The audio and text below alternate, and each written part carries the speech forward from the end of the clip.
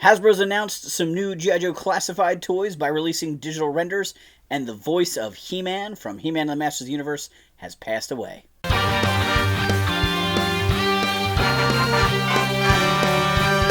Welcome to Pegwarmers, I'm Kevin, and I'm here to talk about toys. Today, we've got two topics. I was going to talk about the death of John Erwin, the voice of He-Man, as well as some other characters.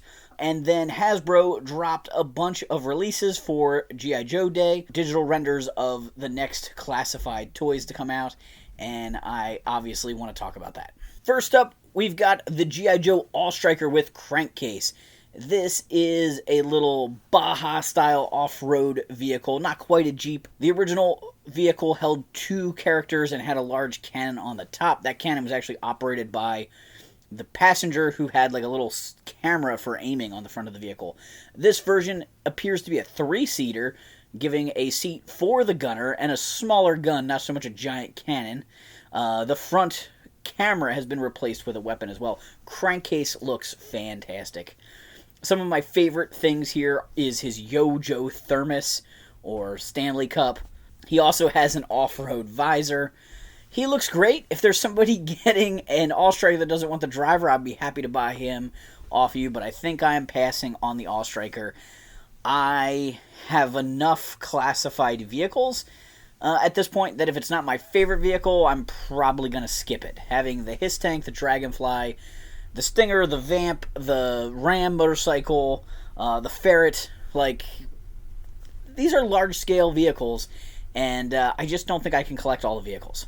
Next up, kind of a vehicle, but more of a robot, the Snake Armor. In the original toy line, this was a clunky robot suit you could snap over top of an action figure.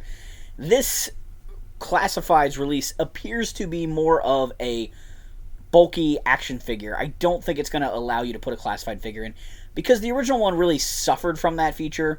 You couldn't articulate the legs well because it had to fit a guy's legs in there, or you had to put the little plastic piece in there that held it all together if you didn't have a figure in there. I think this works better just being a cool robot.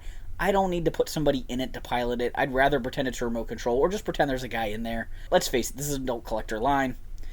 But it looks very menacing. It has the bulk of something like Fluffy from the Bionic 6.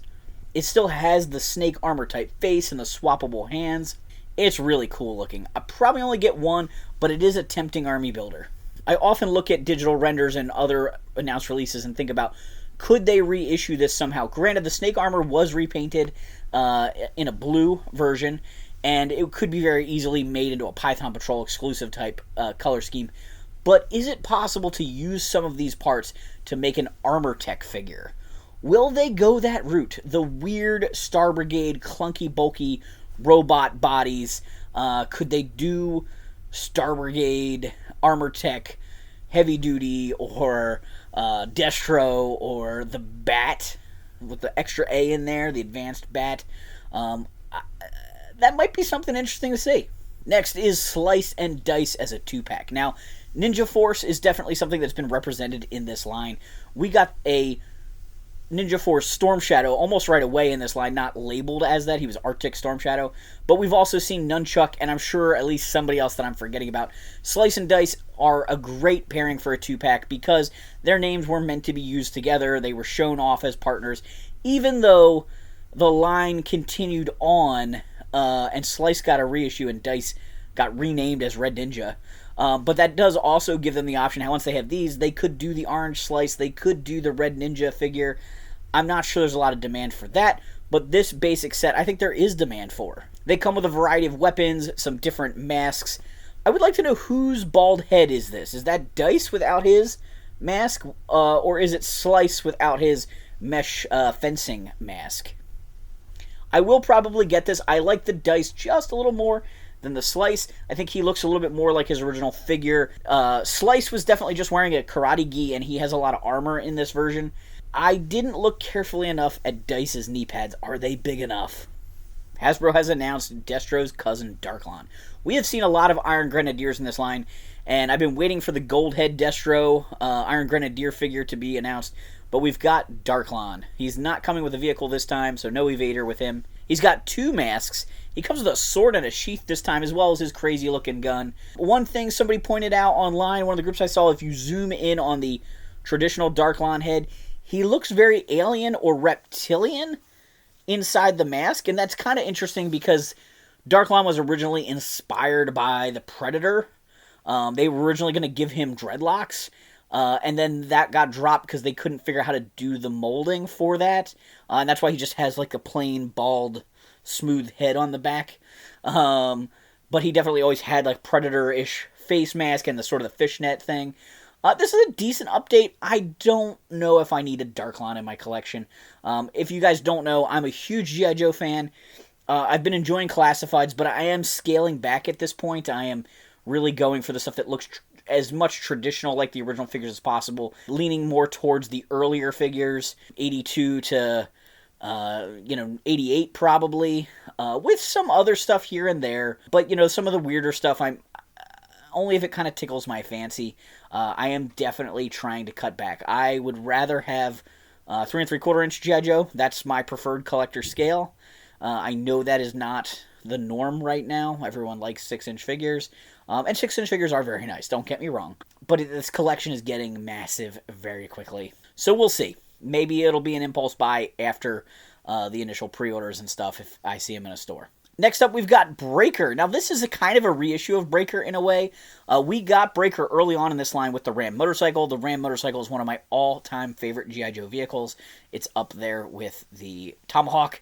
And it came with a Breaker who's a pretty decent Breaker. He looked a lot like Jake Gyllenhaal. He had his helmet with the comm stuff, but he didn't come with his backpack.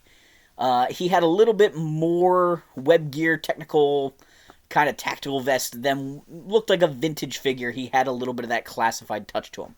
So this version of Breaker does have his backpack.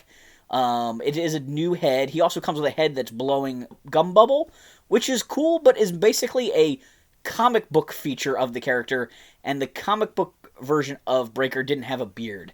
So in some ways, I kind of wish he came with a bearded and an unbearded head, or since the first Breaker we got had a beard like the action figure, I kind of wish this one didn't have a beard. I don't know how you win on that one. Maybe the Ram one should have come with the beardless head. I don't know. Nice figure. I'm on the fence only because I already have a Breaker. He still has a little too much gear on his chest to be a true vintage, retro version of Breaker, but I think this one is probably a little bit closer to accurate than that one that came with the Ram. The Diver 2-pack. Now, this is based on the cartoon series. In one of the mini-series, the Joes and Cobras are fighting over these underwater elements. The Joe divers wear yellow suits, and the Cobra divers wear red suits. Some of the main characters, named characters, like the Baroness and Duke, are part of this battle. These are obviously just generic divers. We're getting a lot of mileage out of some of these sculpts. We got Torpedo. They did the eels. They're doing these divers. I don't know if it's 100% reuse or what percentage are new parts. They also did an action soldier diver figure. I don't know if they'll use this body to do wetsuit. He has short sleeves, though, so they might have to do some modifying there, but I'm all in for wetsuit. But I am going to pass on this diver set. They're cool army builders, but I don't really love underwater Joes. I think they're hard to display. And so I'd rather just focus on like Torpedo and Wetsuit and the Eel as like main army builders, main characters, and the sort of generic cartoon divers. I think I'm going to pass on them. Covergirl is getting another reissue. She had a phenomenal figure during the closed box era of this line, when Hasbro was working on their environmental initiative. They made a figure that looked a lot like her classic figure. I thought it was great. This is a very common redesign for Covergirl based on her first appearance in the cartoon, where she had a green outfit and long blonde hair.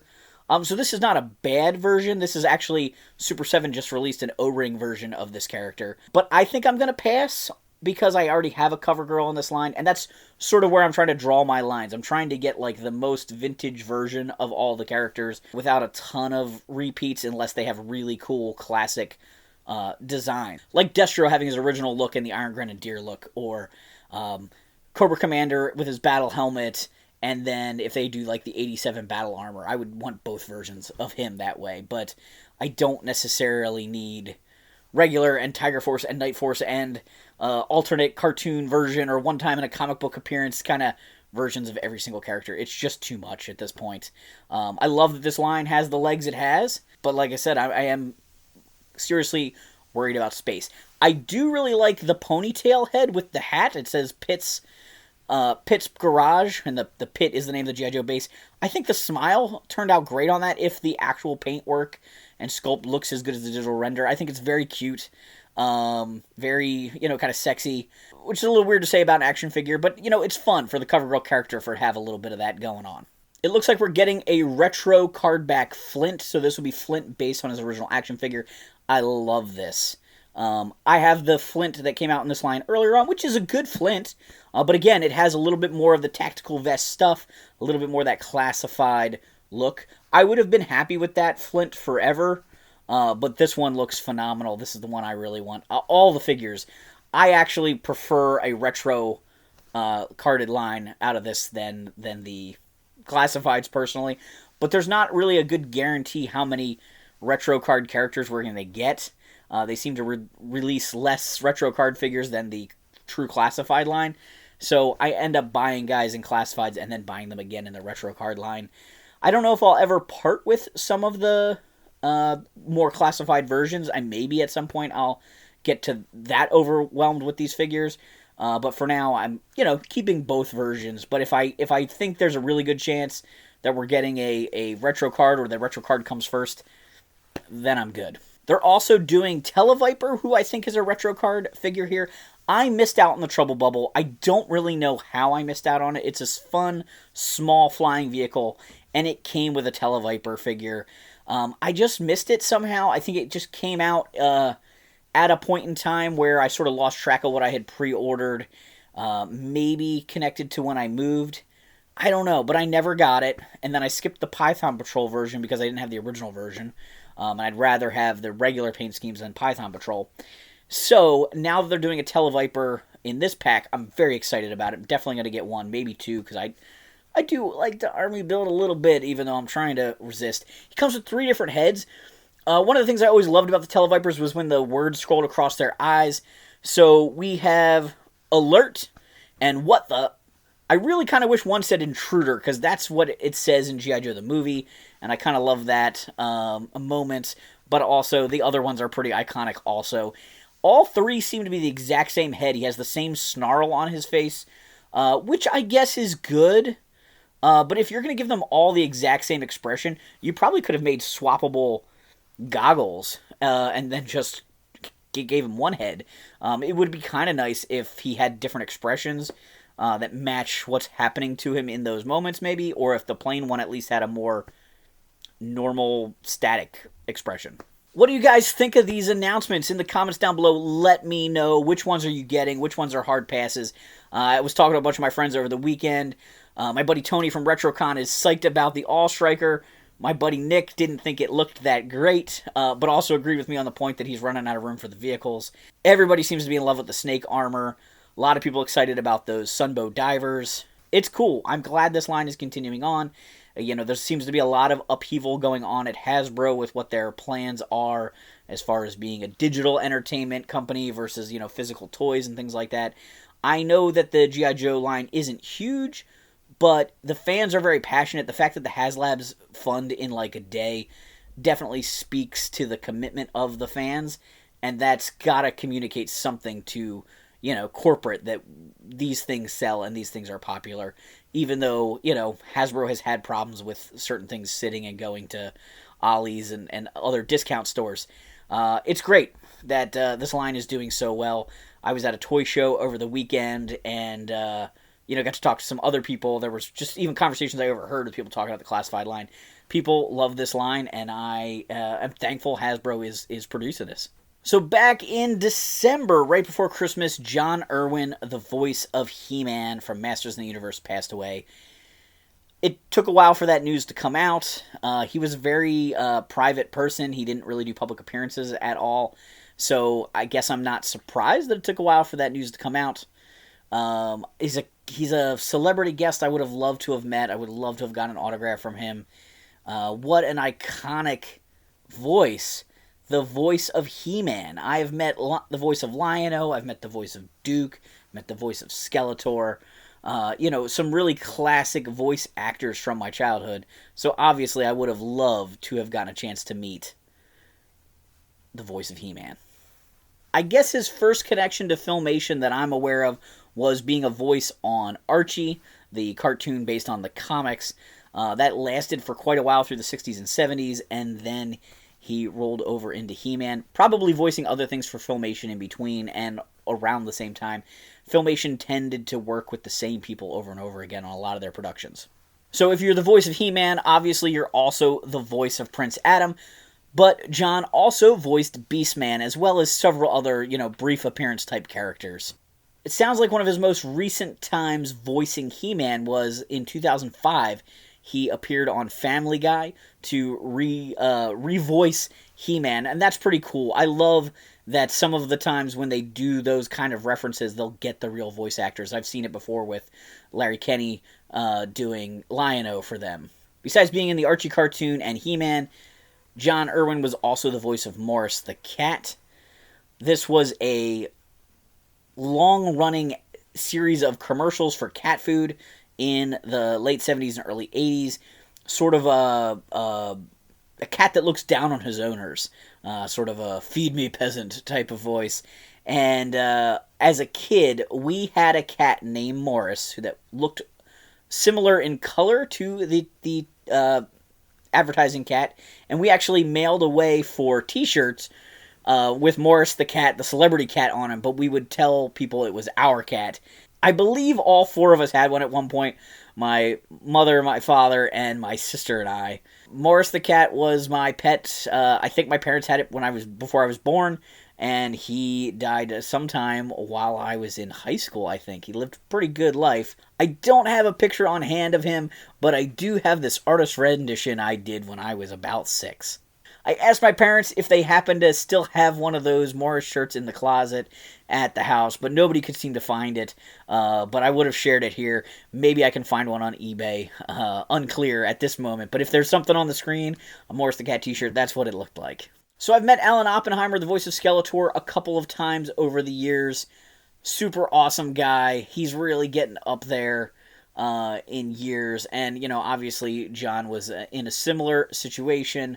Would have really liked to have met him, but I know that Alan has said that, he's shy, and he was kind of worried about disappointing fans because he doesn't look like He-Man, which is kind of an unusual comment. I mean, I could see for, like, a little kid, but, like, your fans that are 40 understand that the person voicing He-Man didn't have to look like He-Man.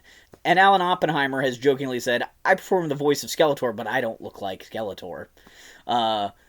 But John was shy and private, and so unfortunately never got to meet him.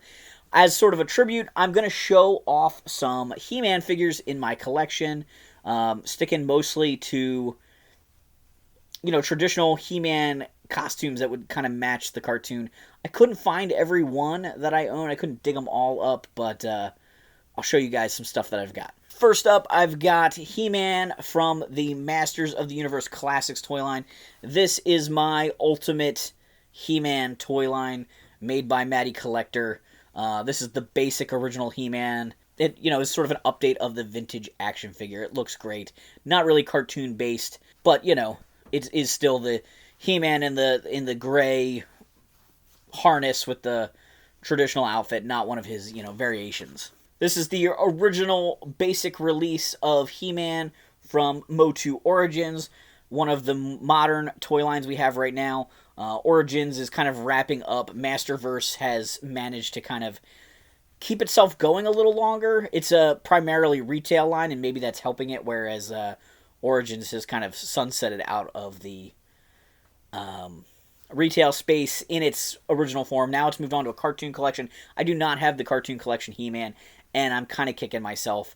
I'm at a point where I'm struggling to keep buying He-Man figures over and over again. As you'll see from this video, I have a lot of versions of He-Man, and this isn't even all of them. So when that first wave came out, I hemmed and hawed and thought I'd see them at retail, but I didn't. But now I have some of the She-Ra figures, and I have the Prince Adam and Cringer figures from that line, so I really do want to get He-Man and Skeletor. Dollar Store He-Man! These little minifigures came out a couple years back. Actually talked about these on a very early episode of Pegwarmers. But again, it's based on his original action figure, but still, there's a very similar look to the original action figure and the show. It's just missing some of like the softer details, and the haircut is slightly different in the cartoon. Here we've got He-Man from the Loyal Subjects. These were fun, kind of big-headed action figures. I liked this line. I bought quite a few of these. They did several other toy lines in this style, including G.I. Joe. But I liked these figures. They were kind of fun and, pretty decent representation. Again, probably a little bit more detailed than the cartoon, but I don't think this one has, a perfect match to the action figure either. So it's somewhere in between. This is the Mattel Master Universe Minis, kind of a goofy, very stylized version of He-Man, but these guys were pretty fun. They did quite a few characters this way. So I'm showing off a Super 7 Retro Skeletor because I could not find my He-Man from this line. I have him loose. This line I thought was going to be the best versions we were ever going to get. So I actually bought multiples of these. They have the retro articulation and everything. But the new ones, the ones that I missed by accident or maybe on purpose, and now I'm kicking myself for missing them, are better. They look better and they're better articulated. These ones are kind of neat if you really want it to have the true retro articulation. And they don't look bad, but I think that the new Mattel ones capture the look of the cartoon even more perfectly. My friends at Super Impulse sent me this He-Man, world's smallest action micro figure, a while ago. It's a little tiny He-Man in a little tiny blister pack. It's not really accurate to the vintage action figure as far as the packaging goes, but the little vintage figure's cool. And it's got the cartoon He-Man on its little mini blister card. When Super 7 took over Masters of the Universe from Matty Collector, they reissued that original He-Man figure from the line as an Ultimates figure. It came with a couple different heads. So it has a He-Man head, it's got a vintage action figure head, it's got the Classics head, which is sort of a more detailed version of that, and then the Ular head, which is more of a barbarian look for him. But this was a nice figure. I already had the basic figure and actually all these heads. So I bought this and kept it carded. It used to hang at my old house, and here I don't have the wall space for it.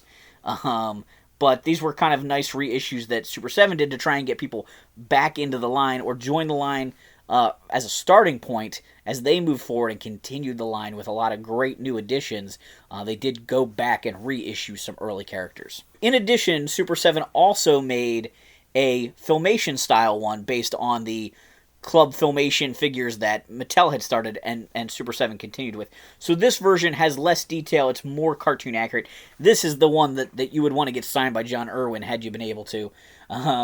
It has several different heads here. It's got like faker heads with the eye shadow or eye glow paint on it. He's got a mechanical face there. There's the laughing Prince Adam face and then just sort of a standard cartoon face. The last thing I want to look at, this is the 40th anniversary Motu Origins figure. So this is the modern articulated figures that look kind of like the vintage figures.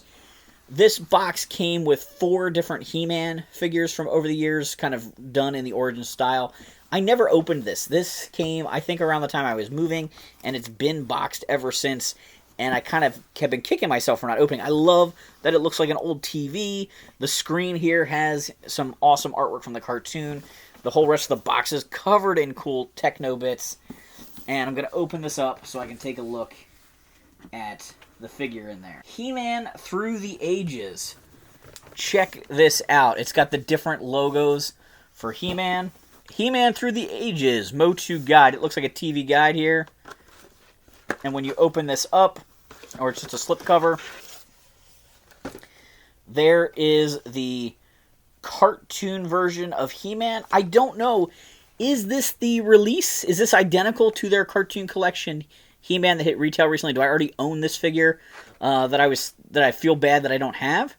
I don't know if this is a unique release or not, or it got reissued then and that's it. I think a lot of these figures from this box set did get reissued. They have collector-friendly packaging and chrome accessories, which is pretty cool. Even though John didn't voice He-Man in any of the other cartoons, since I've got this set out and I'm taking a look at it, I'm going to share the rest of it with you here. This is the new Adventures He-Man figure. So there he is with his ponytail. He's got his space shield and his lightsaber type power sword. It's tucked in the back there. It looks like they chromed the blade too. The vintage figure had, you know, like the handle was metal, but the blade was like a glowy clear plastic, which was kind of cool. The next one is the 2000X He-Man, so the Mike Young Productions cartoon. This is the more anime-styled He-Man that comes with the Techno Power Sword. There he is in his package. I definitely have the standard release of this guy that doesn't come with the chrome accessories. He definitely got the re-release. I think people were really hoping the New Adventures one was going to get reissued, because that might be the only New Adventures character to get an Origins figure, actually. And then the last one here is the Netflix He-Man. Not the Netflix He-Man made by Kevin Smith, but the Netflix He-Man made for kids. Should I be kicked out of the He-Man fan community because I never watched an episode of this? If you saw these figures in the stores when the main line for this show came out, they were really clunky and really big and bulky. And they, you know, tried to make him fit more with the Origins style here. He had that extra wide power sword, and of course that, I guess, got chromed out. Oh my gosh, it's enormous. This is a pretty cool set. I'm glad I picked it up. It's a lot of space in the package. I'm contemplating whether I need to take these guys out permanently from their package and part with this. Although the TV screen part is pretty cool, I might have to at least save the lid to the box, even if I don't want to store the rest of the packaging. With John Erwin passing away, the voice of He-Man being a pop culture icon that I would have loved to have met and gotten an autograph from, who is your celebrity that you missed the chance to get an autograph from?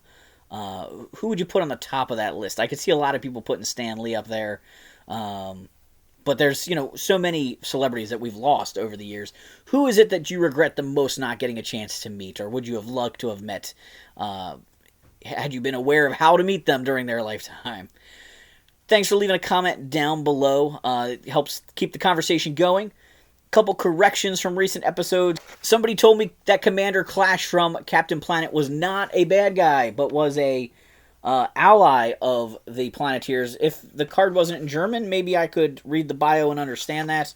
Because he's like a military guy, and military guys tend to be the opposite side of the battle from the environmentalists usually, I assumed he was a bad guy. I don't think I've seen every season of Captain Planet. Do me a favor, hit the like button, share this video with a toy collecting friend. If you want to support the channel further, consider joining us on Patreon. But thanks for hanging on the peg with me.